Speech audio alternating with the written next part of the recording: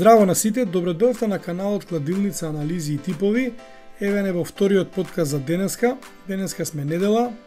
За вас одбравме 6 надпревари кои што мислиме дека би биле добри за типување.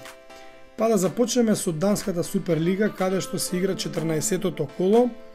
Од 14 часот се среќаваат екипите на Норси Ајланд и Велје. Норси Ајланд се наоѓа на 5-то место со 22 освоени поени. Гол разлика 24 дадено и 11 примено, додека пак екипата на Велје се наоѓа на 11-тото место со само 9 освоени бодови. Гол разлика 14 дадено и 19 примено. Мој тип за овој надпревар би бил тим 1-2+. Во Хрватската лига се наоѓа дуелот од 15 часот помеѓу екипите на Вараждин и Динамо Загреб. Тамо се игра 14-тото коло. Вараждин е шести со 16 освоени бодови.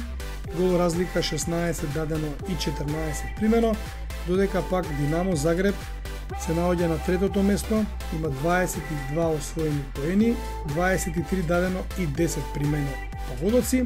Динамо полека но сигурно фаќа приклучок со горниот дел на табелата. Мој тип би бил двојка. Од Швајцарската Суперлига одбравме еден надпревар, тамо се игра 13-тото коло. Дуелот помеѓу екипите на Лузана, Оуши и Сент Гален. Лузана се наоѓа на 11-тото место со 10 освоени бодови. Гол разлика 12 дадено и 20 примено, додека екипата на Сент Гален се наоѓа на третото место со 21 освоен бод. Гол разлика 19 дадено и 12 примено.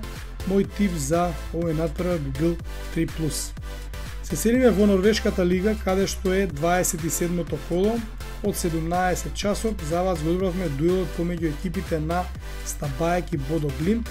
Стабаек се наоѓа во опасната зона за испаѓање, се наоѓа на 13-тото место со 25 освоени бодови.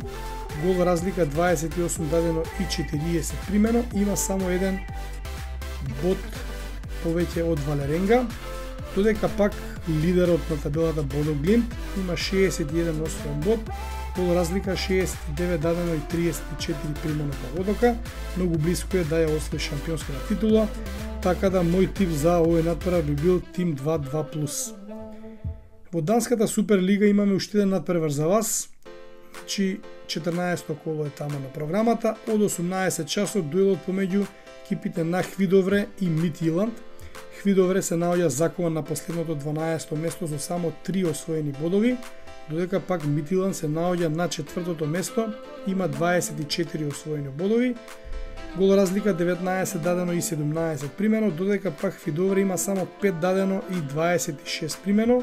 Мој тип за овој надпревар би бил тим 2-2+. И последниот надпревар за вас што го одбравме е од Шпанската Ла Лига, каде што се игра на програмата 12-тото коло. Од 21 часот е дуелот помеѓу екипите на Реал Мадрид и Рајо Ваљакано. Реал Мадрид е на второто место со 28 освоени бодови, 23 дадено и 8 примено, додека пак екипата на Рајо Ваљакано е на 7-то место со 17 освоени бодови, 14 дадено и 15 примено. Овдека би типувал тим 1-2+. Ако имате вие ваш некој тип, можете да оставите во коментар. Ова беа моите типови за денеска. Ставете лайк, ставете сабскрајб, поздрав и се најдобро.